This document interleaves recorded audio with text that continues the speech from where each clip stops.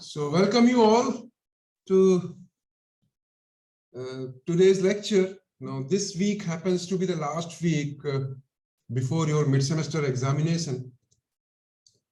Our mid-semester examination for the course Inference 1 is scheduled on Monday, the next Monday, which is February 21st, and the slot is 8 to 10.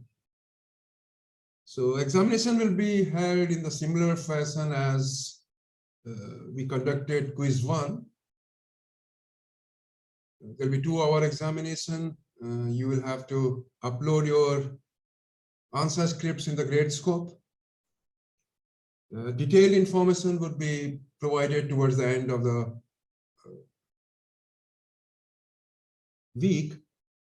Now, some of you may be curious to know the syllabus. So I would say that I would cover the syllabus only up to whatever was covered till last Thursday or last Saturday, right? So even not last Saturday. So let me say that I'll not include this Chapman inequality, Rao-Cramer inequality. These all would not be there, but anything before that would be part of the syllabus for mid-semester examination.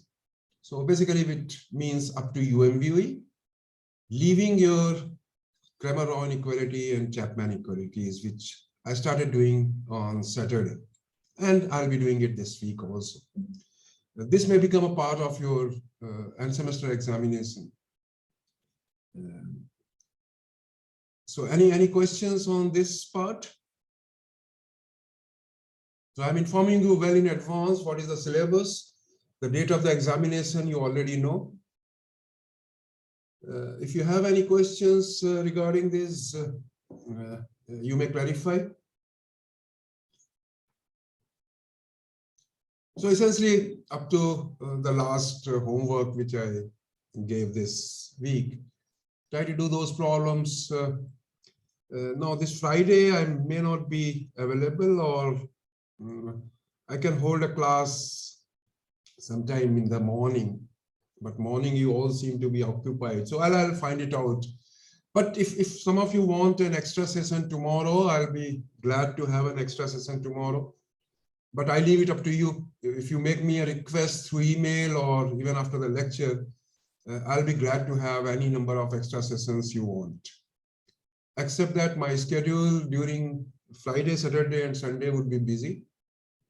I can take out times in the early mornings, say 8 or before 8. But anything before Friday is fine. You can fix up an appointment anytime. And I would be glad to spend whatever time you want in clarifying your doubts. So any questions anybody has on mid-semester examination?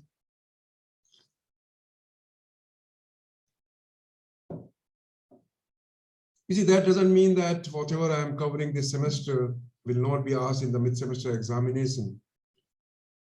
That doesn't mean that you stop attending the lectures, because the lectures would always be useful. I see a very thin attendance over here today, which is 8. Very unfortunate. But anyway, the choice is yours. So any questions on mid-semester examination? So I'm not getting any queries, so I'll assume that everything is clear to you. And any questions from the last lecture? No, sir. Okay, great. So let me just start with my lecture today. So what I was doing last time was, because we realized that finding the UMVE may not be always easy. So what we were trying to do is we were trying to find a lower bound on variance of any unbiased estimator. If I can get a lower bound on the variance of any unbiased estimator, that can work as a benchmark to compare different unbiased estimators, because variance of any unbiased estimator would be greater than or equal to that quantity. So if you find an unbiased estimator whose variance is close to this lower bound, that would give an impression that such an estimator is good. Or in particular, if you find that an unbiased estimator attains this lower bound, then such an estimator would be UMVE. So in that direction, we did this famous result, which is called the Hammerschlag-Chapman-Robbins inequality. What it says is, suppose X has PDF f theta X,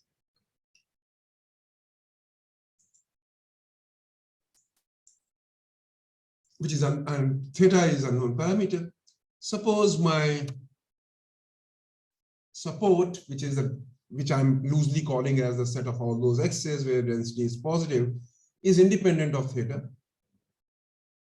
Then for any fixed theta belonging to delta, if I define base theta to be collection of all those deltas, such that delta plus theta belongs to theta, and g theta is different from g theta plus delta. And let delta be any estimator such that expected value of delta is g theta, then variance of delta would always be greater than or equal to supremum of this quantity. Now note that this result has limitation that it cannot be applied to distributions where the support depends on theta because of this assumption A, that the set A is independent of theta. So your uniform exponential distributions would be excluded from getting such a lower bound. Now, if I add certain regularity conditions that your theta is an open interval, the support of the distribution does not depend on theta, and if you can integrate integral over f theta x dx under the integral sign, which will always be satisfied in the case of exponential family, as you can see in the Lemann's book.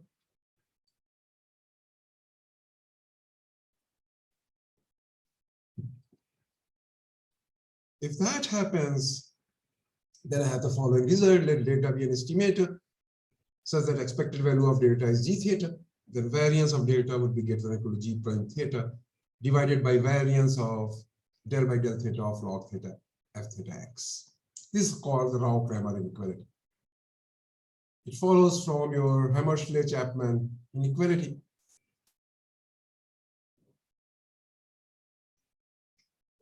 Then we did a few remarks. It says, suppose that assumptions of last theorem are satisfied, and there is an unbiased estimator delta naught, which attains this lower bound. Then such an estimator would be UMVE of g theta, because you know that for variance of any other unbiased estimator would be greater than or equal to g prime theta whole square by this quantity. And if there is an unbiased estimator which attains this bound, that would be UMV, because variance of any other unbiased estimator would be greater than or equal to this quantity by the Rao-Cramer inequality. Now let us look at what is this quantity, del by del theta log of f theta x. We saw that this quantity is nothing but relative change or relative rate at which the density f theta x changes at x. So if your density is changing very fast at x, then what does that mean? That means the theta is easily distinguishable, because a small change in theta would bring a big change in f theta x. So that means this f theta x would be distinguishable. So in that sense, the expected value of this quantity can work as the average rate of change of density. If average rate of change is larger, that means it is easy to distinguish theta from its neighboring points. That means that is good. It would be easy to estimate theta. So that means larger value of I theta corresponds to the ease with which I can estimate theta. And that's the reason why I call I theta to be the information contained in theta. The large value of I theta naught indicates that it is easier to distinguish theta naught from neighboring values of theta, and therefore more accurately theta can be estimated at theta naught. And I theta is called Fisher's information that X contains about the parameter theta. We have already seen that expected value of del by del theta log f theta x is 0. information in containing theta is same as variance of this quantity. Since its expected value of this quantity is 0, so that is same as expected value of del by del theta log f theta x whole square. Now sometimes if in addition to the regularity condition, suppose the second derivative with respect to log f theta x exists, and this integral f theta x can be differentiated twice by differentiating under the integral sign, then it so happens that this I theta also turns out to be same as minus del square del theta square log f theta x. Then we did this result that suppose if I have x is a random variable having a PDF or PMF belonging to the exponential family, and this parameterization has been done in such a way so that this theta is same as expected value of tx. Then I theta is same as variance of t. Now note that in this case, what is the Cramer rollover bound? Cramer rollover bound, if you look at, it gives me g prime theta whole square by I of theta. This is I of theta. Right? This quantity is I of theta. So g prime theta whole square by I of theta. Now in this case, your estimate is theta itself for g theta is equal to theta. That is estimation of theta I am interested in. So g prime theta whole square, which is 1, divided by I theta. Del by expected del by del theta log f theta x is this. So what does that mean? This is same as variance of t, because 1 upon I theta is same as variance of t. So that means variance of any other unbiased estimator of g theta would be greater than or equal to variance of t, and this would imply that t is the UMV.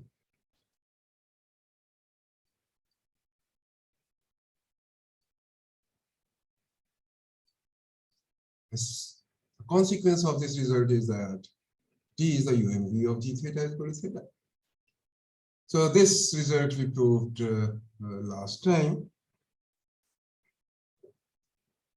Then we talked about if I have a reparameterization of a parameter theta as theta is equal to h eta, then I see how much information x contains about eta, that is I star eta, that is same as h prime eta whole square into information of theta. So that means information which is contained in x about theta multiplied by what is the rate of change of theta with respect to eta. So that is how it is given.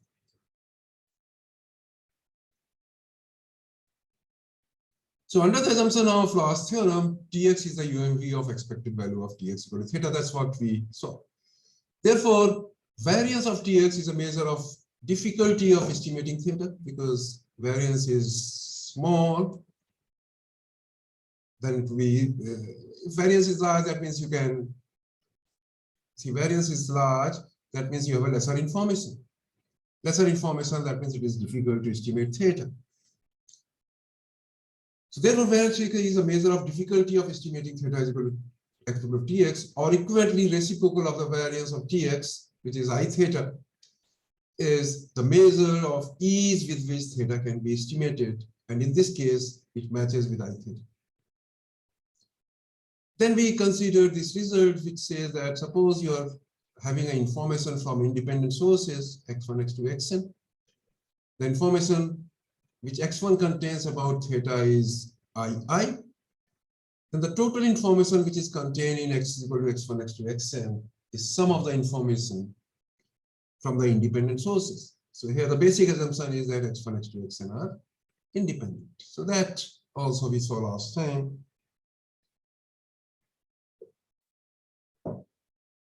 Then we did this result under the assumption of last theorem, let x1, x2, xn be IID, so that I1 theta, In theta is equal to I theta.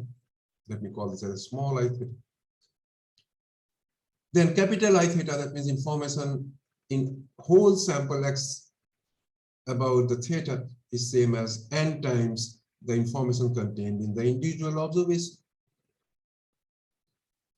Now let's try to see some reformulations of the Cramer-Rao inequality.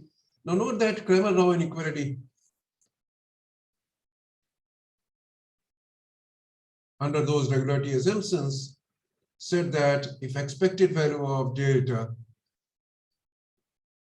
is g theta, then variance of any estimator delta would be greater than or equal to g prime theta whole square divided by I theta. Now this g prime theta can be written as d by d theta of expected value of delta. So another way to write Cramer-Rao inequality is that variance of any unbiased estimator delta x would be greater than or equal to del by del theta expected value of delta x whole square by I theta. So this need not be unbiased, right? Here, it will have some unexpected value, which is g theta. Cramer-Rao inequality only says the derivative of the expected value of delta. So this is this concept. If it is unbiased, then for g theta, then certainly it will be g prime theta. Now, if I denote the bias of an estimator by expected value of delta x minus psi theta, and if x1, x2, xn are IID with p of f theta x, I denote small I theta is the information contained in a single observation x1, which is del by del theta of log f theta x1. Let delta be any estimator of psi theta, whether biased or unbiased. I denote its bias by expected value of delta x minus psi theta. We call this as a bias. So certainly, if my delta was unbiased, bias would be 0. So if expected value of delta x is b theta plus psi theta, and suppose this is differentiable with respect to theta, and the derivative can be obtained by differentiating under the integral sign, then variance of delta x would be greater than or equal to d by d theta of expected value of delta x, which is the derivative of b theta plus psi theta, which is b prime theta psi prime theta whole square, divided by capital I theta. But here x1, x2, xn are IID, so capital I theta would be same as n times I theta. So this is another way to write the Cramer-Rao inequality. It holds for unbiased or biased estimator, doesn't matter. Of course, if delta was unbiased for psi theta, then bias would have been 0, and you would have gotten psi prime theta whole square by n times psi theta. Now let us look at under what conditions I can say that the Cramer-Rao bound is attained. Because that would provide me situations where I can get the UMVOE just through comparison of a Cramer-Rao bound, because then you have an estimator for which the Cramer-Rao bound is attained. So let the random variable x be distributed with PMF f theta. Then variance of delta x would be same as the Cramer-Rao lower bound, or Rao-Cramer lower bound, if and only if your density is of the type eta theta tx minus b theta into hx, with tx is same as this delta x. So what does that mean? That means your Cramer-Rao lower bound would be attained if and only if your density belongs to the exponential family with mean parameterization of the type expected value of eta theta tx minus b theta, with tx is same as delta x. And so it would give you the UMVOE also. The proof is very simple. If you try to see how we had gotten Cramer-Rao inequality, through the covariance inequality, covariance between delta and psi. And psi was nothing but del by del theta of log f theta x. So note that in covariance inequality, variance of delta x is greater than or equal to, the equality is attained if and only if delta and psi are linearly related. What does that mean? That means psi x theta is same as a theta delta x minus b theta. What does that mean? Psi x theta was in deriving this inequality, I had taken psi x theta to be del by del theta of log f theta x is same as this quantity. So what is log f theta x? Delta x times integral of a theta, let me call that as a theta, eta theta, minus integral of beta b theta, let me call that as capital B theta, plus some constant which will not depend on theta but on x plus c times x. So what does that mean? F theta x has to be of the type eta theta delta x minus b theta into e to the power cx, which I can call as hx. So that means F theta x has to be of this type. So what you observe is that Cramer-Rao bound will be attained if and only if you are dealing with an exponential family. And this Tx, it says that expected of Tx is delta x. So it would be attained for this statistics Tx. Okay, now let's consider some examples like x1, x2, xn, BID, Poisson theta. Let the estimate be the mean theta itself. So of course, one of the methods is I find out the complete sufficient statistic. Expected value of x bar is complete sufficient. What is expected of Tx? Expected of x bar. And for the Poisson case, because the Poisson mean of each xi is theta, so mean of x bar would be theta. So by Lyman-Safet theorem, I know if you have any estimator based on complete sufficient statistic, then it would be UMV for its expectation. So Tx is equal to x bar is a function of a complete sufficient statistic x bar, so it would be UMV for its expected value, which is theta. Now note that your Poisson theta also belongs to the exponential family, which is how much? E to the power minus n theta. Theta to the power summation xi, which is same as e to the power summation xi log theta.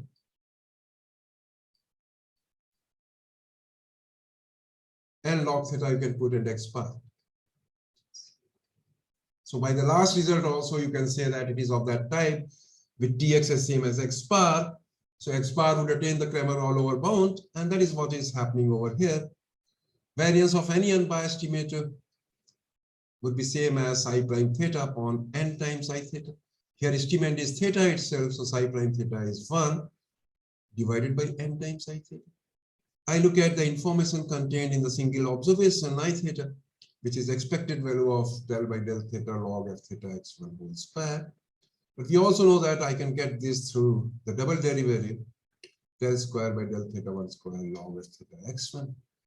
Note that here all regularity conditions would be satisfied because I am dealing with an exponential family. So I consider what is this I theta. So f theta x1 is e to the power minus theta, theta to the power x1 by factorial x1. Information in a single observation I am trying to calculate. Log f theta x1 is same as minus theta plus x1 log theta minus log of factorial x1. I take the derivative of this, which is minus 1 plus x1 by theta. I theta is minus of del square del theta 1 square log f theta x1. Sorry, this would be theta. So I take the second derivative of this, del square by del theta square log f theta 1 x would be minus x1 by theta square. I theta would be expected value of minus of this quantity, which is this, which is same as expected value of x1 by theta square, which is 1 by theta. So information in a single is 1 by theta.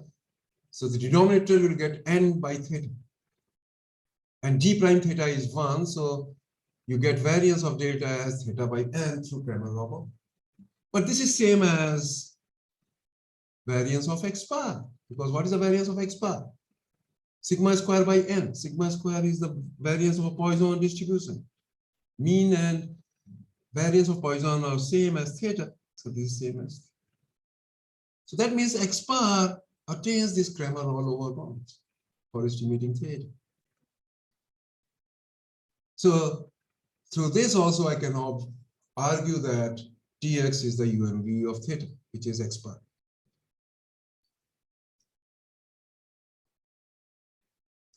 Now let's try to see why the Cramer-Rao bound doesn't hold in situations where the support of the distribution depends on theta.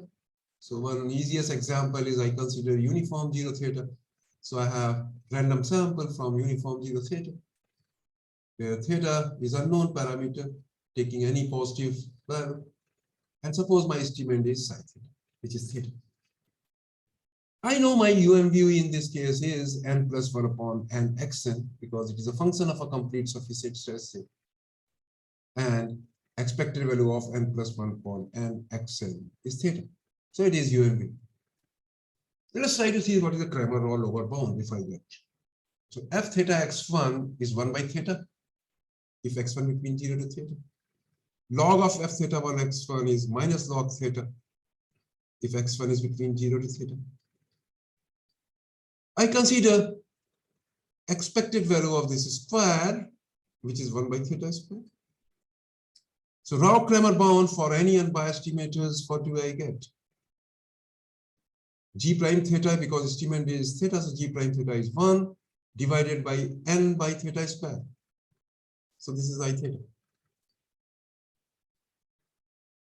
So Cramer-Rao bound becomes theta square by n.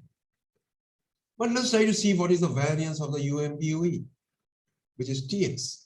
Variance of Tx is same as n plus 1 by n whole square. Variance of xn, which is same as n plus 1 by n whole square. Expected value of xn square.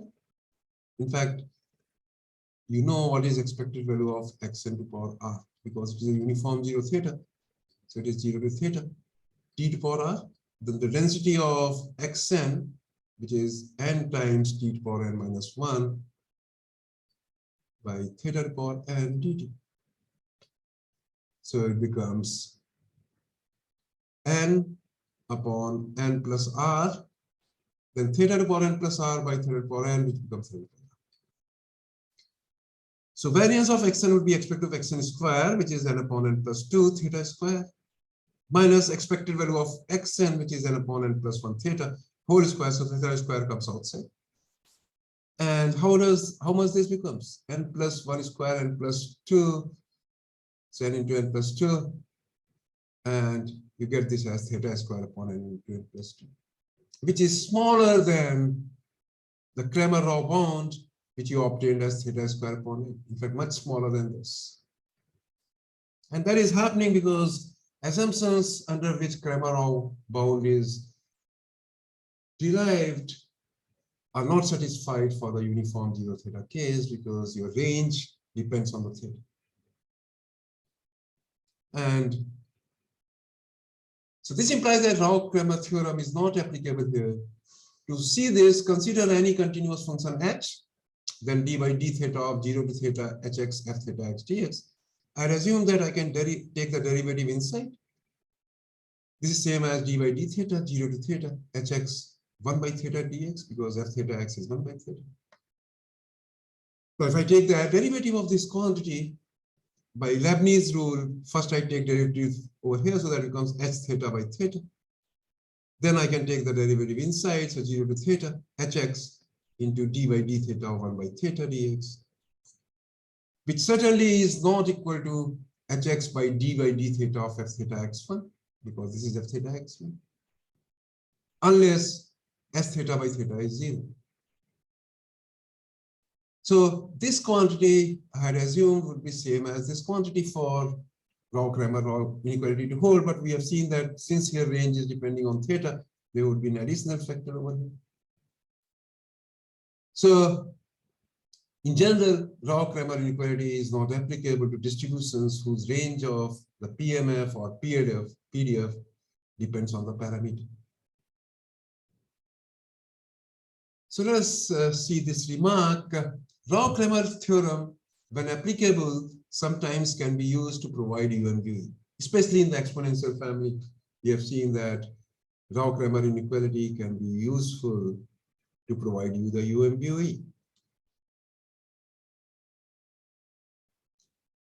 Even if Rao-Cramer theorem is applicable, the lower bound may not be as sharp, and the UMV may have uniformly larger variance than the Rao-Cramer inequality, because it only says that variance of any unbiased estimator would be bigger than Rao-Cramer inequality, Rao-Cramer bound.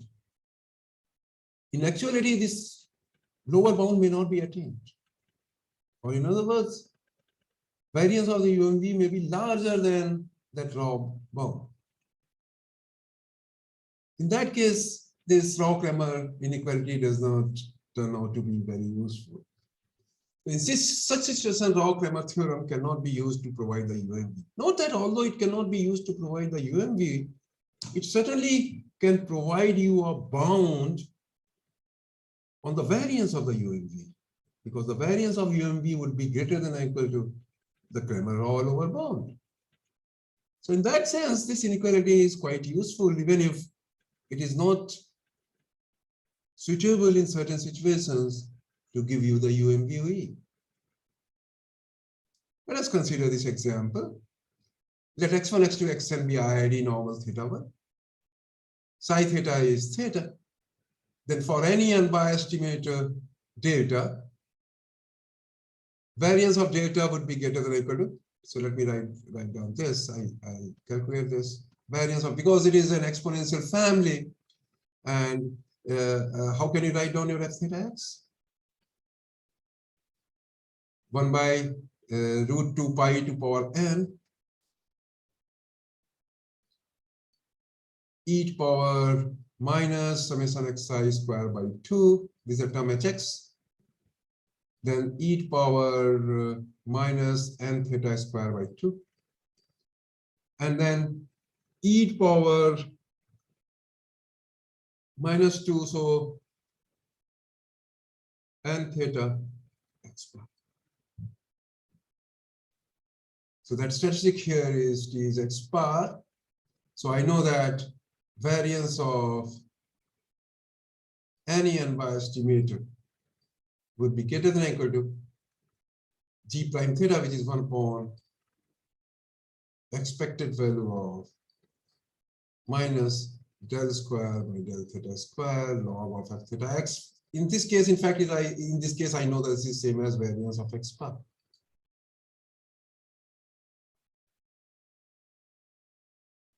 I theta is 1 upon this, so this is same as variance of x bar. So Cramer-Rao bound would always be greater than or equal to 1 by 3. And you know that this is same as variance of x bar. In fact, directly you can conclude from here that x bar would be UMVE with variance with Cramer-Rao over bound attaining and variance of delta. So in fact, this from that exponential family result, you conclude that x bar is UMVE.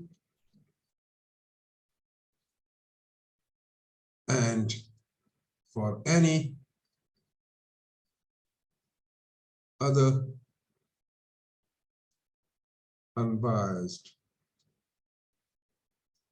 estimator of theta, variance of delta would always be greater than or equal to 1 times variance of t, which is variance of t is nothing but 1 by 3.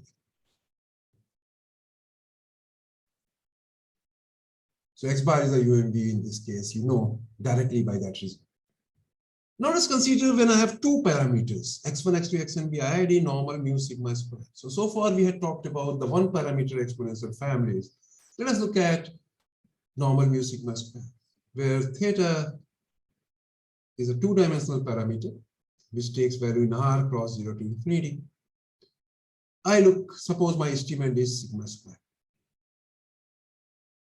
So f theta x1 is twice pi sigma square to power minus half e to power minus 1 by 2 sigma square x1 minus 1 whole mu whole square. For the time being, I assume mu to be fixed, so that it is known to me. So that the class of unbiased estimator of tau theta under consideration is large, because if mu is assumed to be known, then summation xi minus mu whole square by n can also be considered as an estimator of sigma square. So I've enlarged the class of estimators by considering mu to be a fixed quantity, because then estimators like summation xi minus mu whole square by n can also come into consideration. So let us assume mu to be fixed quantity, and I look at what is the information contained over here, del square by del sigma square log f theta x1, which is del by del sigma square minus 1 by 2 log 2 pi minus 1 by 2 log sigma square minus 1 by 2 sigma square x1 minus mu whole square. I take it further, one more. So I take the derivative of this, which is minus 1 by 2 sigma square plus 1 by 2 sigma square whole square x1 minus mu whole square. I take the second derivative with respect to sigma square, which is 1 by 2 sigma square whole square. Then this is minus 2, that gets cancelled with this, and sigma square to power cube x1 minus mu whole square. So if I consider I theta, which is minus of expected value of del square by del sigma square log f theta x1, it is 1 minus of 1 by 2 sigma 4, because there is a minus outside over here, plus sigma to power 6 into expected value of x1 minus mu whole square, which is sigma square. So it becomes 1 by sigma to power 4 minus 1 by 2 sigma to power 4, which is 1 by 2 sigma to power 4. So Rao-Cramer bound for an unbiased estimator of tau theta, considering mu to be fixed, is 2 sigma 4 by n, which of course does not depend on mu. So it says that variance of any unbiased estimator of delta would be always greater than or equal to 2 sigma 4 by n. Because if variance over a larger class of estimators, lower bound is this, then for a smaller class, the variance would be greater than or equal to this. So it happens for all. This is the Cramer bound for all estimators, whether depending on mu or not. So in particular, for the estimators which do not depend on mu, also this holds this bound. So I get this as a Cramer all-over bound. Let us try to see what is the UMVU in this case. UMVU is 1 upon n minus 1 summation xi minus x bar whole square. Now you know that n minus 1 s square has a sigma square chi square on n minus 1. So variance of s square, one can see, would turn out to be 2 sigma 4 upon n minus 1, which is certainly bigger than this quantity, Rao-Cramer bound. So here Rao-Cramer bound will not be attained. But note that my Rao-Cramer bound was designed for situations when there is only one parameter. Here I have tried to play around by considering mu fixed and then deriving this estimator and obtaining this bound.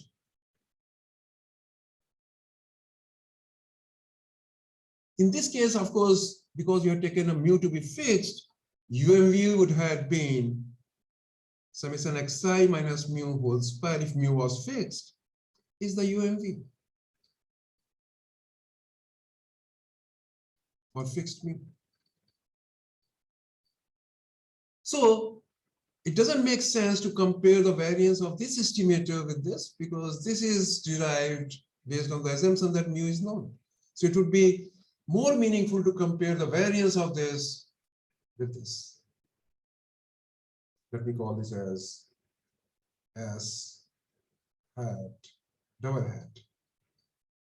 And one can see that variance of S double hat square is actually 2 sigma to the power 4.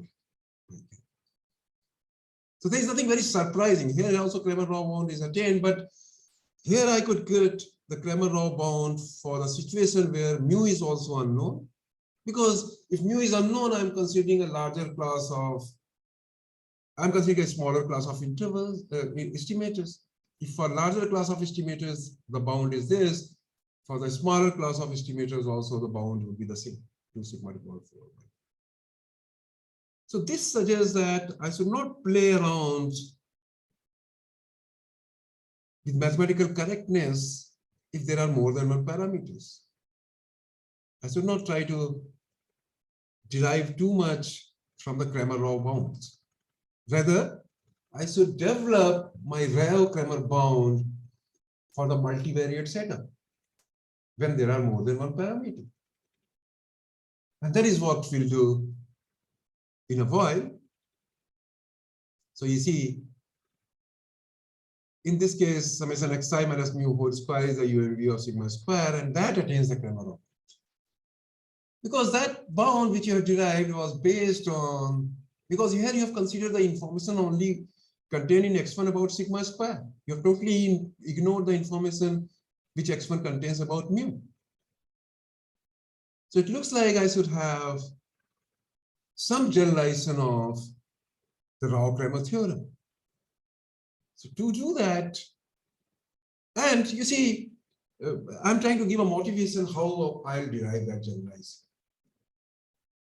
My Rao-Cramer inequality was just based on the assumption that simple correlation coefficient is less than or equal to 1, right? Because I use the covariance inequality.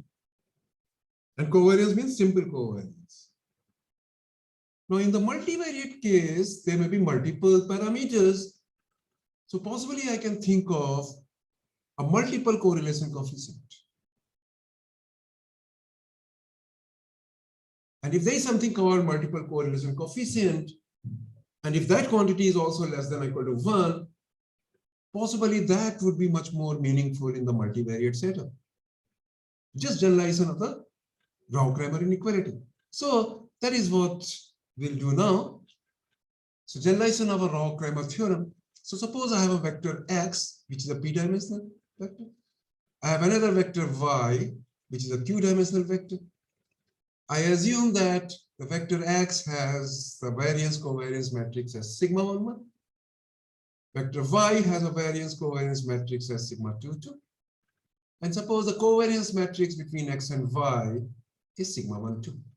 You know what does a covariance matrix means. Variance matrix of this means its diagonal element would be the variance of x1, variance of x2, variance of xp.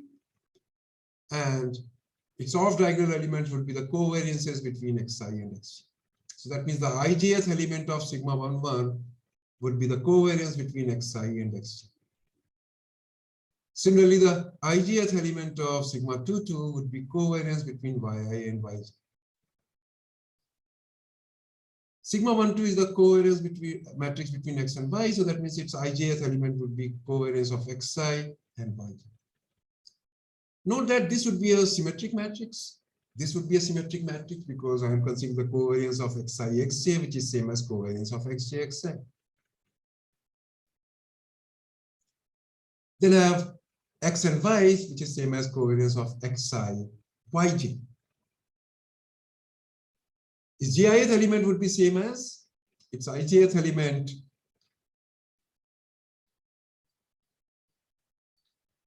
would be covariance of xi and yj.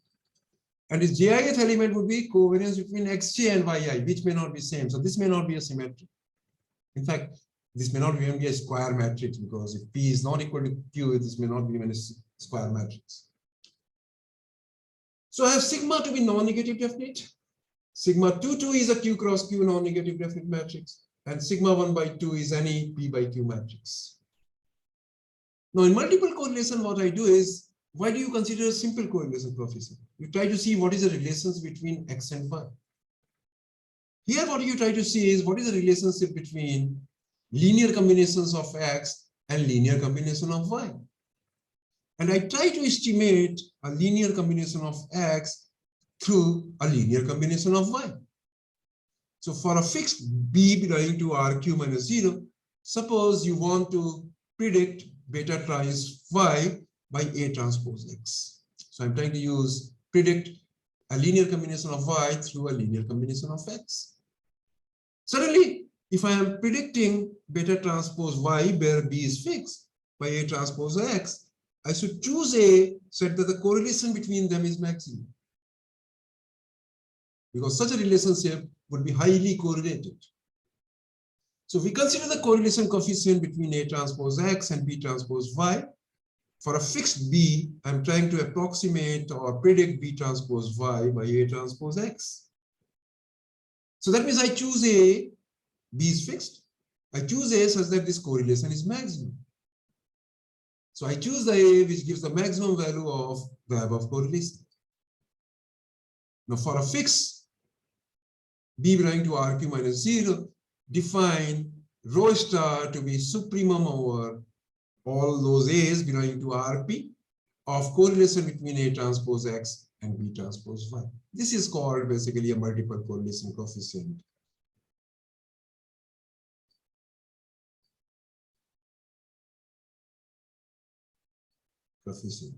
Between X and Y. So one can see the formula for multiple correlation coefficient is B transpose sigma 2 1 sigma 1 1 inverse sigma 1 2 B, B transpose sigma 2 2 B.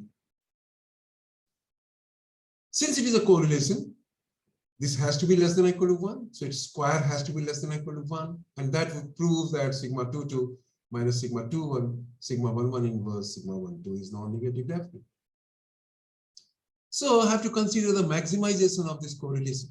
So I consider psi of A, which is a correlation of A transpose X, B transpose Y, which is same as covariance of A transpose X and B transpose Y, which is same as A transpose covariance of X and Y, which is sigma 1 2 into B, divided by square root of variance of A transpose X. From your first course in matrix theory and linear estimation, you know this is same as A transpose sigma 1 1 A. Then the square root of variance of B transpose Y, which is B transpose sigma 2 2 B. Now one can see that psi of A is same as psi of A transpose sigma 1 1 A. Because if you put in place of A transpose sigma 1 1 A, that comes over here, but here it will comprise with a square root, they will get cancelled and you get the same thing. So psi of A is same as psi of A transpose sigma 1 1 A. Now this factor satisfies the condition, so let me call this as A star. Let me call this as A star, then you can see that A star sigma 1 1 A is 1. Since psi A is same as psi A star and A star sigma 1 1 A is 1, without loss of generality, I can assume that this quantity is 1. So thus for maximization of psi A without loss of generality, we may assume that A transpose sigma 1 1 A is 1. Then maximization of psi A is equivalent to maximization of psi 1A, which is A transpose sigma 1 2 B, subject to the condition that A transpose sigma 1 1 A is 1. Because I am maximizing with respect to A, and there is no A in this factor. So I have to just maximize this. This is a positive constant. So I maximize this with respect to this condition. So I use the method of Lagrange's multiplier. So I consider the function psi 2A lambda, which is A transpose sigma 1 2 B minus lambda times A transpose sigma 2 2A minus 1. I have to maximize with respect to A, so I take a derivative with respect to the vector A. What is the derivative of this with respect to vector A? Sigma 1 2 B minus lambda times derivative of this quantity with respect to A is 2 times sigma 1 1 A. So this should be sigma 1 1 is equal to 0. So I get 2 times lambda A is same as sigma 1 1 inverse into sigma 1 2 B. And when I differentiate with respect to lambda, I get that condition on A transpose sigma 1 1 A is 1. So I use these two identities to get, because A is this upon 1 lambda, and this is 1, so 4 lambda square is same as A transpose. A transpose is B transpose sigma 2 1 sigma 1 1 inverse transpose, which is same as sigma 1 1 inverse, into sigma 1 1 into again A is sigma 1 1 inverse sigma 1 2 by B, divided by 4 lambda square would be 1, so 4 lambda square comes over. So here 1 sigma 1 1 inverse gets cancelled because so this and this can be adjusted. So this becomes B transpose sigma 2 1 sigma 1 1 inverse sigma 1 2 B. This means 2 lambda is same as plus minus square root of B transpose sigma 2 1 sigma 1 1 inverse sigma 1 2 B. Lambda we have, so that means you're minimizing A, which was sigma 1 1 inverse sigma 1, 2 by 2 lambda. 2 lambda turns out to be this, so that means minimizing A, this turns out to be this. Now note that rho star is always greater than or equal to 0. Why? Because if I consider this quantity, because maximization is happening. So if in place of A, if I consider minus A, I get minus of this quantity. So if there's a negative, I get a minus of that A, which is positive, right? Because so that means this quantity, which is a supremum, has to be positive. It cannot be negative, because for every A, there's a minus A for which this correlation is negative of that quantity. So what I observe is rho star is always greater than or equal to 0. So my rho star becomes B transpose sigma 2, 1. So that means I have to take a such that that quantity is positive. So sigma 2, 1, sigma 1, inverse sigma 1, 2, B. I put the value of this quantity because the correlation is A transpose sigma 1, 2, B.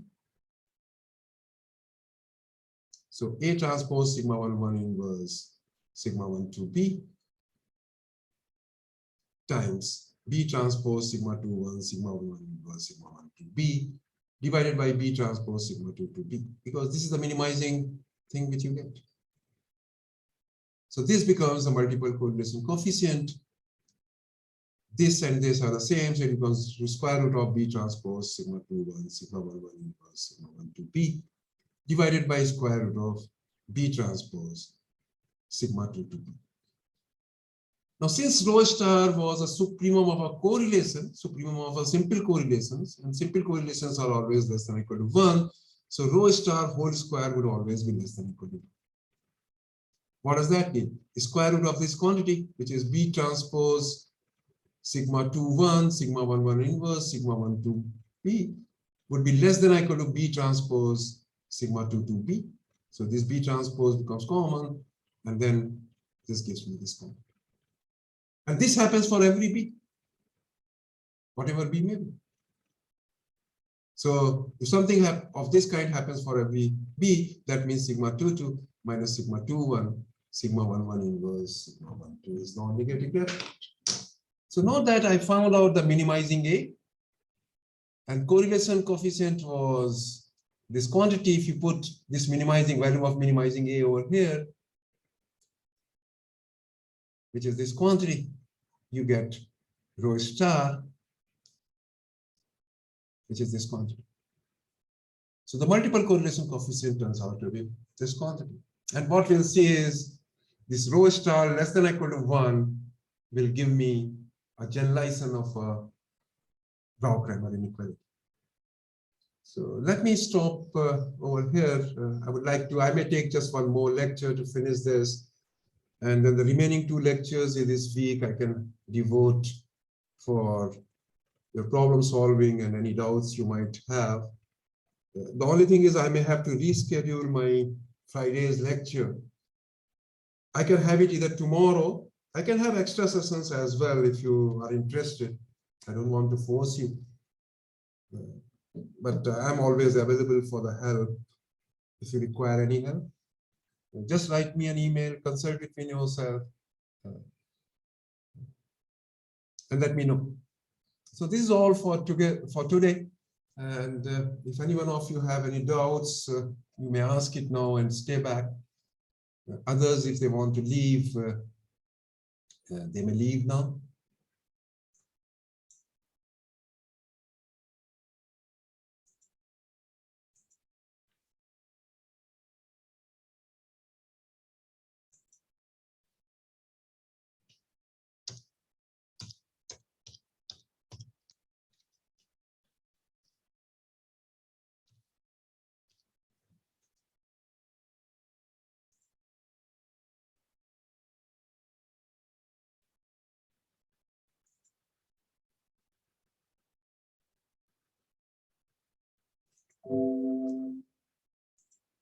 Okay, if there are no questions, Rosen, do you want to ask something?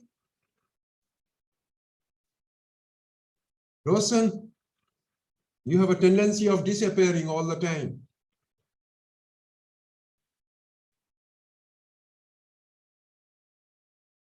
Okay.